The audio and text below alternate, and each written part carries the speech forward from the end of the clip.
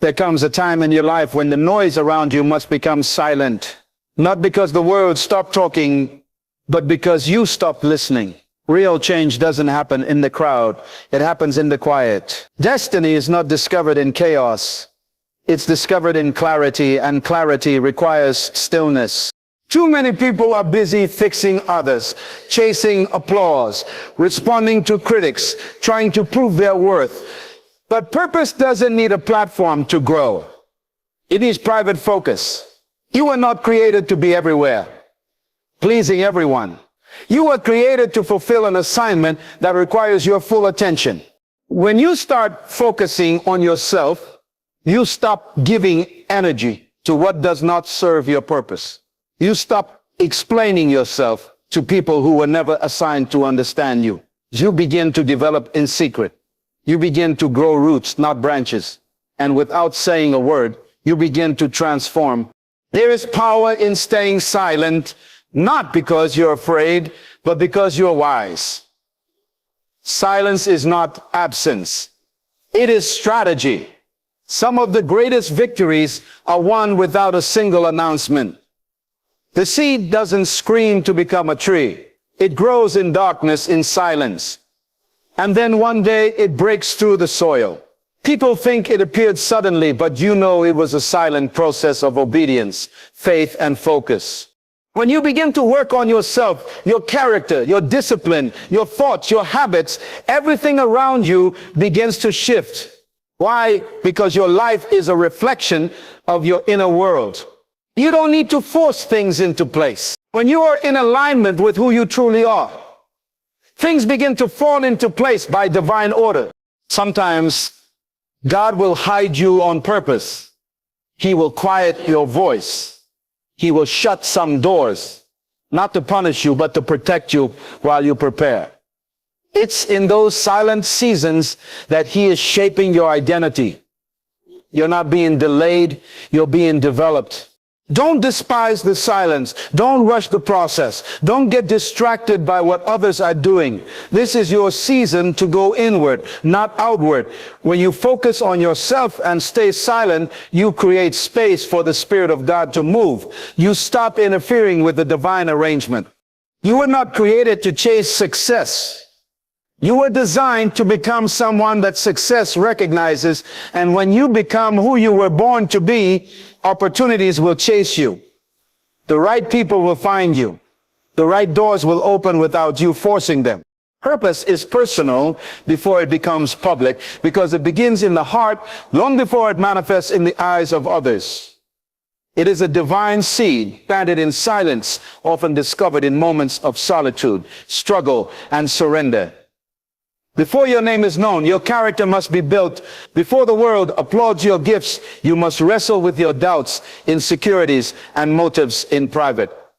Purpose is not a performance. It is an identity. It's not something you do to impress others. It's something you live to fulfill a calling bigger than yourself. When a person truly discovers their purpose, it often happens away from the spotlight. It doesn't start on a stage. It starts in the soul. God never reveals a public vision before He completes a private preparation. Look at anyone who's ever made a lasting impact. Before their voice echoed in public arenas, they went through a process of personal refinement. Moses was in the wilderness. Joseph was in a prison. David was tending sheep. Their assignments were great, but their beginnings were hidden. Purpose has to be proven in the secret place. That's where pride dies, where obedience is tested, and where the weight of destiny is learned. The danger of a public life without private clarity is that you'll start performing for applause rather than fulfilling your assignment. You'll confuse popularity with purpose, noise with effectiveness. That's why the most powerful people are not always the loudest, but the most aligned. They've taken the time to know who they are before showing the world what they can do. True purpose demands isolation before elevation. Until you are confident in your calling without validation, you're not ready for visibility. The strength of your public influence is determined by the depth of your private conviction. Isolation is preparation, because it is in solitude that transformation begins. When God wants to do something great in your life, he often pulls you away from the crowd, not to punish you, but to prepare you. The wilderness is not a place of abandonment. It is a place of alignment. It is where distractions are stripped away, where voices go silent, and where your soul becomes still enough to hear the voice of purpose. Many people resist isolation because it feels like rejection, but it is actually redirection. It is God's way of removing the noise so you can hear the instructions. In isolation, your character is refined, your motives are purified, and your foundation is strengthened. This is where you confront your weaknesses, build your endurance, and develop the discipline required to carry the weight of your destiny. You cannot lead others if you have not first led yourself through the valley of obscurity. Every calling has a cave. Before David wore the crown, he hid in the cave. Before Joseph stood in the palace, he sat in the prison. Before Jesus performed miracles, he withdrew to lonely places to pray. Isolation always precedes revelation. The private space is where divine strategies are downloaded, where boldness is birthed, and where clarity is sharpened. It is not a pause in your purpose. It is the proving ground for it. If you skip isolation, you compromise preparation. You arrive at stages you're not ready to stand on. But when you embrace it, you emerge not only gifted, but grounded. You step into your assignment, not with noise, but with authority. Because you've been shaped in silence. And what's shaped in silence cannot be shaken in public.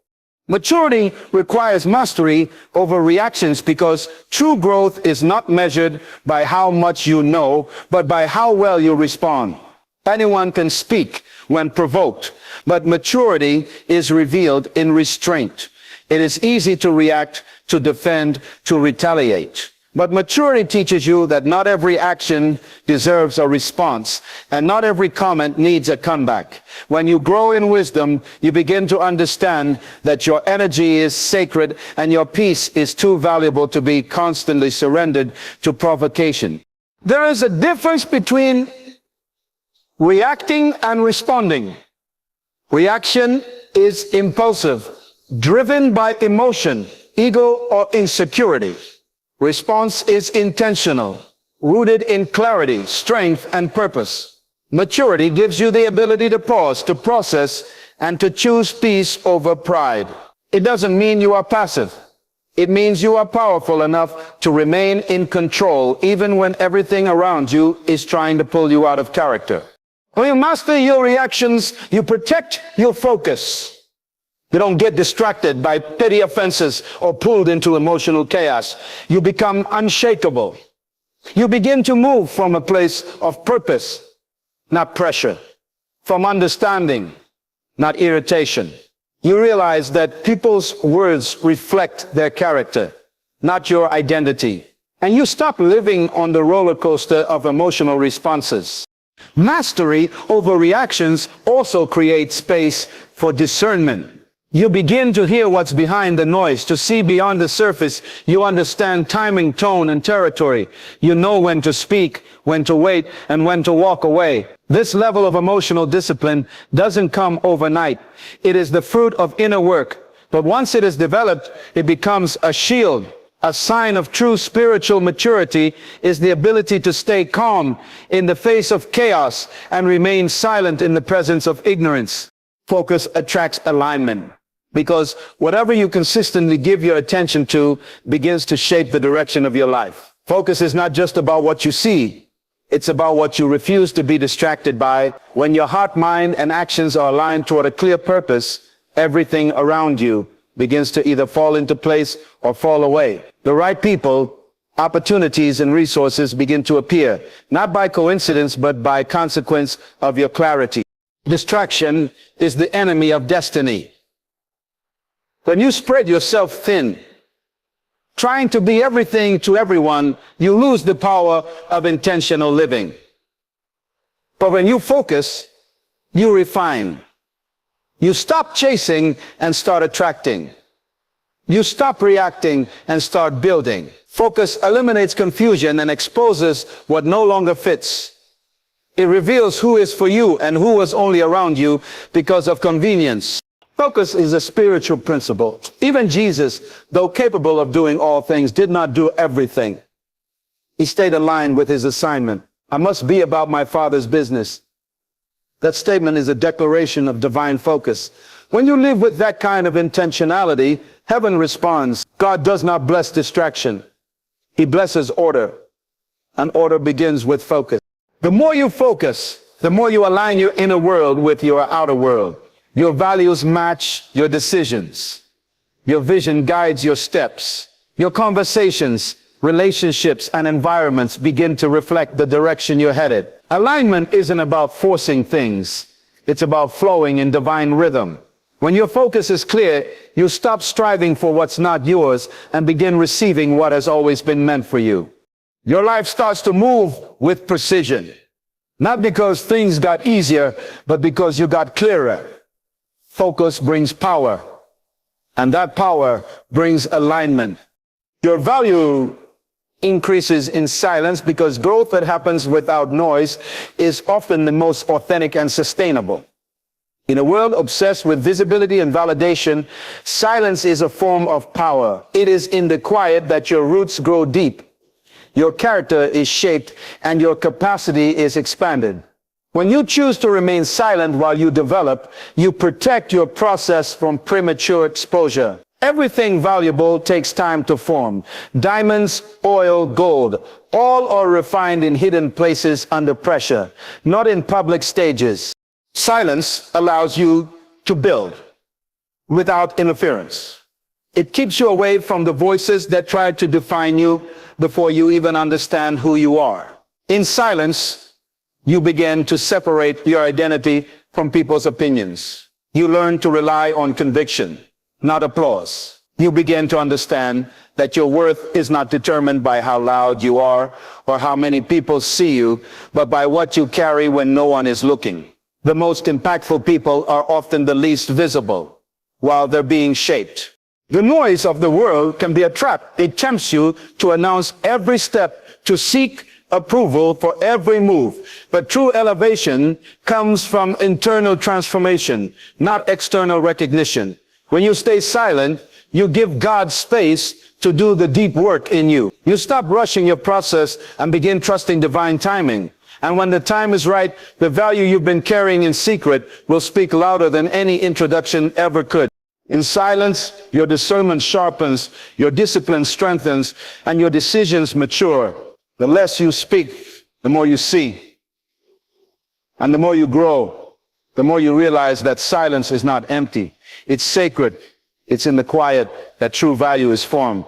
God works in seasons of silence because silence is not the absence of activity. It is the environment where divine strategy is formed.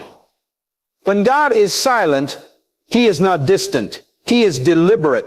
Throughout Scripture, some of the most powerful moves of God were preceded by silence. Before Jesus began his public ministry, there were 30 years of quiet development. Before the resurrection, there was the silence of the tomb. God often hides his greatest works in unseen places, not because he has forgotten you, but because he is forming you. In the silence, God is arranging what your eyes cannot see. He is working behind the scenes, shifting hearts, preparing opportunities, and removing obstacles. He is building your strength without an audience, shaping your faith without applause. Silence becomes the incubator for your next season. While you are waiting, he is working. While you are praying, he is positioning. And while you feel forgotten, he is finalizing what he promised. Seasons of silence test your trust. They force you to walk by faith, not by sight. They reveal whether your confidence is in the outcome or in the one who controls it.